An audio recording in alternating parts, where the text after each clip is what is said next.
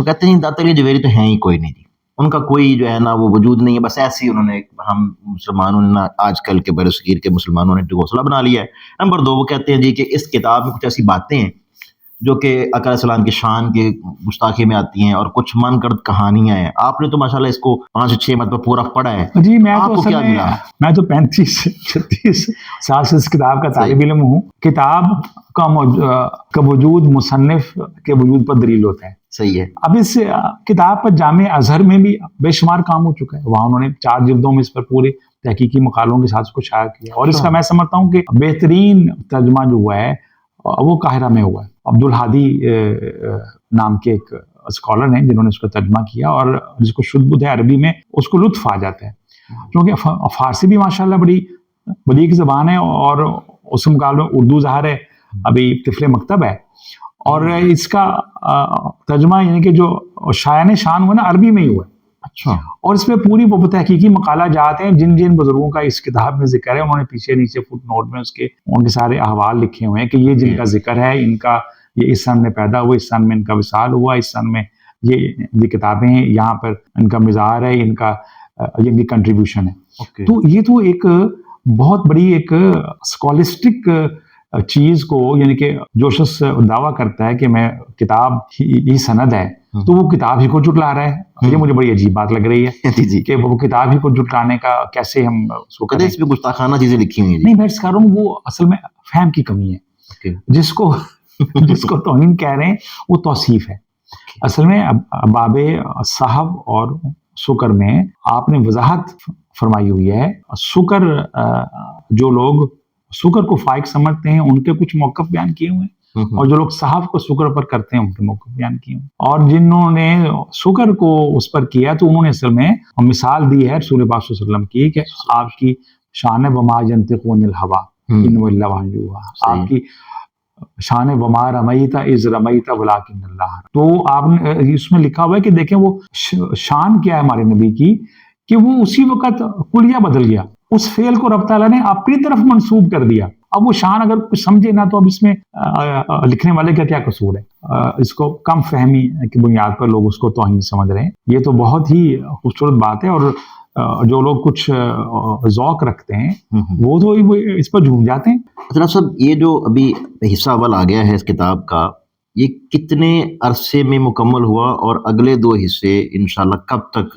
ویسے میں اس کر رہا ہوں کہ یہ تو بہت ہی ایک نا لمبا کام ہوتا ہے، صحیح، کہ بعض اوقات تو پورے ہفتے میں چند ایک جملے لکھے جاتے ہیں، چند ایک جملوں کے اوپر، کیونکہ ہر جملے کو ایک نا پراپر سینیریو میں دیکھنا، اس کو باقی تراجم سے کمپیئر کرنا، اور اس لفظ کو آج کے دور کے مطابق ترجمہ کرنا۔ ٹھیک ہے، کیونکہ آپ دیکھیں کہ جب دور بدلتا ہے تو لفظ بھی اب اپنا مفہوم بدل دیتا ہے، اور وہ الفاظ جو فارسی میں بھی ہیں اور جو اردو میں بھی ہیں، اگر ہم نے اس کی سینس نہیں دیکھی، اس کا زاویہ نہیں دیکھا، تو یہاں پہ ہم نا پرابلم کا شکار ہو جائیں گے کہ لفظ جب ایک زبان سے دوسری زبان میں ہجرت کرتا ہے تو اپنے بہت سے معنی پیچھے چھوڑ آتا ہے، اور نئے کلچر کے مطابق اس لفظ کے معنی ہو جاتے ہیں۔ تو دیکھنا یہ پڑتا ہے کہ ہر لفظ کا مزاج کیا ہے، لکھنے والے کی مراد کیا ہے۔ یہ ڈکشنری نہیں ہے، یہ نفس مضمون بتائے گا۔ اور پھر وہ میں سمجھتا ہوں کہ وہ صاحب تصنیف کا ایک باطنی تصرف بتائے گا کہ اس لفظ کا مجموعی مزاج کیا ہے۔ میں ایک چھوٹی مثال دیتا ہوں، لفظ شادی فارسی سے آیا ہے، لیکن وہاں اس کا مطلب خوشی ہے، یہاں سے مطلب ویڈنگ ہے۔ تو اگر ہم وہ لفظ کو ویسے ہی لکھ دیں گے تو وہ انصاف نہیں ہوگا۔ اس کو پہلے آپ آج ترجمہ کریں اردو میں، اور پھر اس کو دیکھیں کہ جو ڈکشنری میں ترجمہ ہوئے آیا وہ نفس مضمون کے ساتھ میچ ہو رہا ہے کہ نہیں ہو رہا۔ کہیں ایسا تو نہیں کہ آپ نے ترجمہ تو کر دیا لفظ کا لیکن اس سے نفس مضمون متاثر ہو گیا۔ تو اس میں نا وہ ہمیں ایک پیراگراف پر بعض اوقات پورا ہفتہ لگ جاتا ہے۔ یہ ہمیں نا یہ مجھے 7 سال لگے۔ 7 سال؟ ہاں، 7 سال میں یہ 7 چیپٹر ہوئے ہیں۔ 7 چیپٹر 7 سالوں میں؟ لیکن میں آپ کو انشاءاللہ یقین دلاتا ہوں کہ باقی 2 حصوں میں 14 سال نہیں لگیں گے، وہ جلدی آ جائے گا انشاءاللہ۔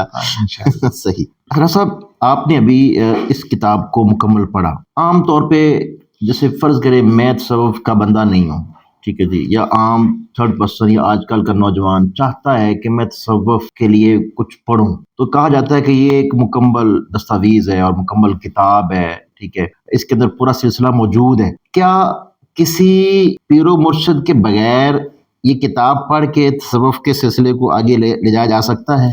اس میں یہ تو بڑا بنیادی سوال ہے. تصوف کا مطلب یہ ہوتا ہے کہ کتاب کافی نہیں ہے. ٹھیک ہے، آپ کو کتاب کو سمجھانے والی ایک گوش پوش کی شخصیت چاہیے ہوتی ہے. ٹھیک ہے، اگر کتاب کافی ہوتی تو پھر سنت کے بارے میں بات کیوں ہوتی، پھر حدیث پاک کے بارے میں بات کیوں ہوتی. ٹھیک ہے، کتاب میں موجود جو بھی علم ہے اس علم کو ڈیمونسٹریٹ کرنے کے لیے، اس کو السٹریٹ کرنے کے لیے کسی جیتے جاگتے انسان کی ضرورت ہوتی ہے.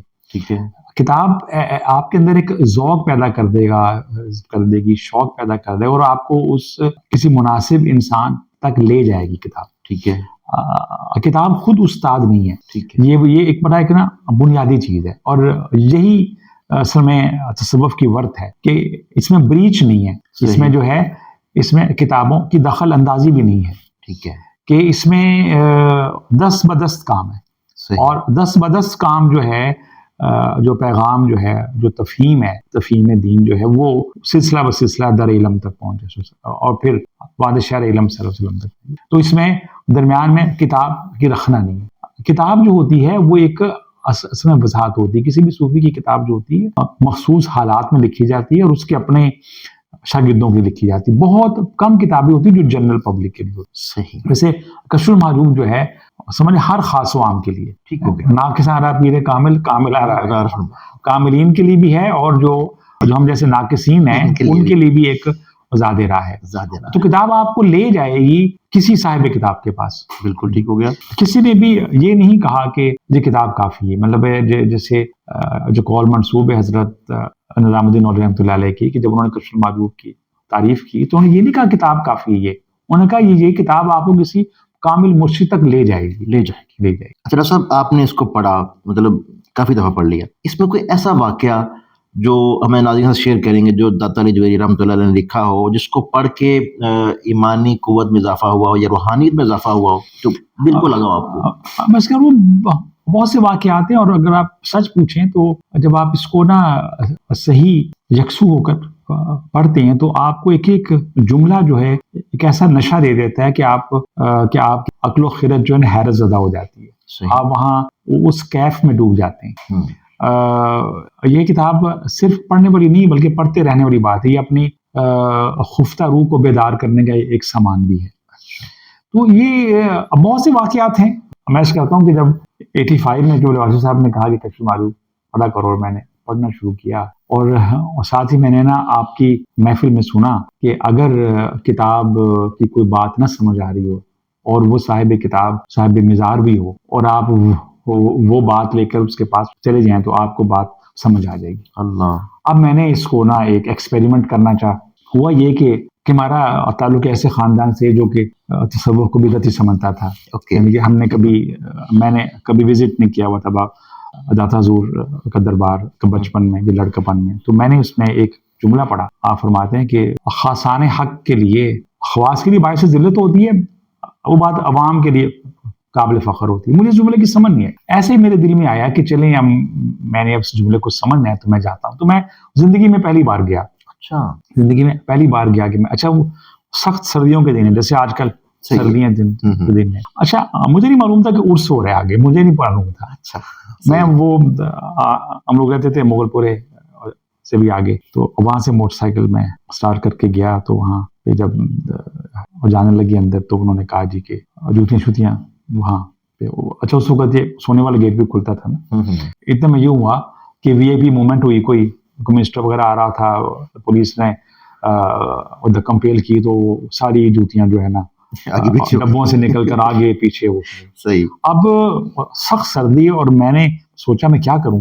ایک تو میرے دل میں خیال آیا کہ اگر میری جوتی کو میں کسی کی جوتی پہن لوں، لیکن پھر میرے دل میں یہ بھی ساتھ خیال ہے کہ یہ تو ایک اچھی بات نہیں ہے کہ اگر میں سردی میں ٹھٹروں گا تو میں گویا میں جس کی پہن کر جاؤں گا وہ بھی سردی میں ٹھٹرے. تو میں ایسے ننگے پاؤں واپس آ گیا. جب میں گھر پہنچا تو میرے تائزاد کزن جو ہے نا بیٹھے ہوئے تھے، تو ان کا رجحان ادھر نہیں تھا، بس وہ روپے پیسے کو ہر چیز سمجھتے تھے. صحیح ہے. وہ ایک اسٹرکٹ مادہ پرستی والا ان کا مائنڈ سیٹ تھا. تو کہنے لگا سر وہ کدھر کی جوتی؟ میں کہا اس طرح میں مسجد میں گیا تھا اب ان کو تو نہیں میں نے بتایا کہ میں کہاں گیا تھا. میں کہیں مسجد میں گیا تھا تو کسی نے جوتی اٹھا لی تو میں کہتا تم ننگے پاؤں واپس آ گئے, اور بیوقوف تمہیں چاہیے تھا تم کسی کی جوتی پہن کر آ جاتے. اچھا او ہو, مجھ پر راز کھل گیا. میں کہا اچھا جس چیز کو میں باعث عزت سمجھ رہا تھا کہ میں خود تکلیف برداشت کر لوں, کسی کو تکلیف نہ دوں, وہ اس کے لیے باعث شرف نہیں بلکہ اس کے لیے باعث ذلت بات ہے کہ میں کسی کی اٹھا کر کیوں نہیں آ گیا جوتی. تو مجھے اس جملے کا ایک فوراً جو روزے روشن کی طرح عیاں ہو گیا اس کا مطلب. میں آپ کو ایک شروع میں اوائل میں کی بات میں آپ کو بتا رہا ہوں. اچھا اسی طرح ایک اور واقعہ ہے کہ وہ جب آپ نے مجھے فرمایا کہ شما جو پڑھا کرو, تو میں جو ہے جب میں نے پڑھنی شروع کی تو والد صاحب کے لائبریری میں تھی, فضل الدین گوہر صاحب کا ترجمہ تھا. اچھا ان دنوں میں نا میں پھنسا ہوا تھا جان پال سارتر کے فلسفہ لاجانیت میں. اچھا کہ جس کا مفہوم یہ تھا کہ انسان کے پاس جو بھی علم ہے وہ قابل اعتبار نہیں ہے. کیونکہ قابل اعتبار نہیں تو اس طرح سے اس علم کی بنیاد پر وہ جو بھی اپنی زندگی کا مقصد بنائے گا یا کائنات کا مقصد سمجھے گا یا مقصد کوئی تخلیق ہوگا, وہ اس کا سمجھنا عبث ہے. تو اس زندگی کا یہ کائنات کا یہ کریشن کا کوئی مقصد نہیں ہے, کوئی اس میں معنی نہیں ہے, تو اس میں سمجھنے کی کوشش بھی نہیں کرنی چاہیے. مطلب اس کا اسے لب لباب وہ جو بڑا بظاہر لوچدار قسم کا فلسفہ تھا. جب میں اس میں اسبات علم پر پہنچا تو اس کتاب کے ایک جملے نے وہ سارا فلسفہ جو تھا وہ فوراً اس کا پوسٹ مارٹم کر دیا اور میں اس سے نکل گیا.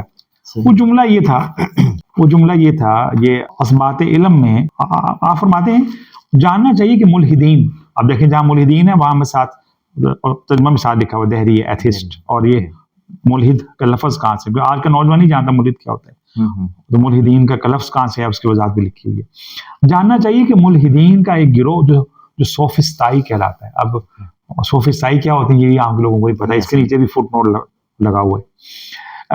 اس کا عقیدہ یہ ہے, اس کا کہنا یہ ہے کہ ہم کسی بھی چیز کا درست علم حاصل نہیں کر سکتے, اس لیے علم در حقیقت موجود ہی نہیں. آگے آپ فرماتے ہیں ہم ان سے پوچھتے ہیں اور تمہارا یہ علم جس سے تم نے یہ جانا کہ کسی چیز کا بھی درست علم ممکن نہیں, اور کیا یہ علم درست ہے یا نہیں؟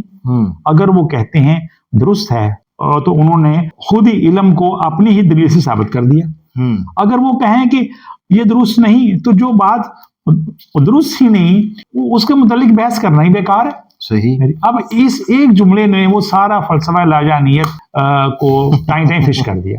یہ ایک عجیب ایک واردات تھی میرے لیے کہ پورے کے پورے فلسفے کو ایک جملے میں کیسے اس میں نکل آیا. بالکل. تو یہ کتاب بڑی روحانی وارداتیں کرتی ہے آپ کے ساتھ. ناظرین اس کتاب کے متعلق بہت ساری باتیں کی جا سکتی ہیں, تو اس کے متعلق میں اتنا ہی کہوں گا کہ یہ کتاب واقعی پڑھنے کے قابل ہے, اور اس کا جو ترجمہ کیا گیا ہے, جو میں نے کچھ پہلے کتابیں پڑھی تھیں ترجمہ میں نے مکمل نہیں پڑھ سکا, وہ واقعی ڈاکٹر صاحب والی بات ٹھیک ہے کہ کچھ باب پڑھے اور اس کے بعد ختم, دل نہیں کیا, آگے پڑھنے کو سمجھ نہیں آئی. تو میں بھی اس کا مطالعہ کروں گا, اور آپ کو لیے بھی یہ ہے کہ آپ بھی اس کتاب کو حاصل کر سکتے ہیں. میرے یوٹیوب چینل کے ڈسکرپشن میں نے اس کا جہاں سے کتاب مل سکتی ہے ان کا فون نمبر ایڈریس رکھ دیا ہے, آپ وہاں سے دیکھ سکتے ہیں.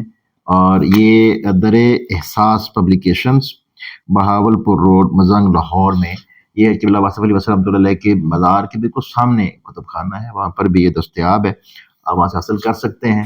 امید ہے کہ آپ کو ہمارا آج کا پروگرام پسند آیا ہوگا. اپنی رائے کا اظہار کرنے کے لیے کمنٹ باکس آپ کے لیے حاضر ہے. اپنی دعا میں یاد رکھیے گا. ڈاکٹر صاحب بہت شکریہ آپ کا, اپنے وقت دیا.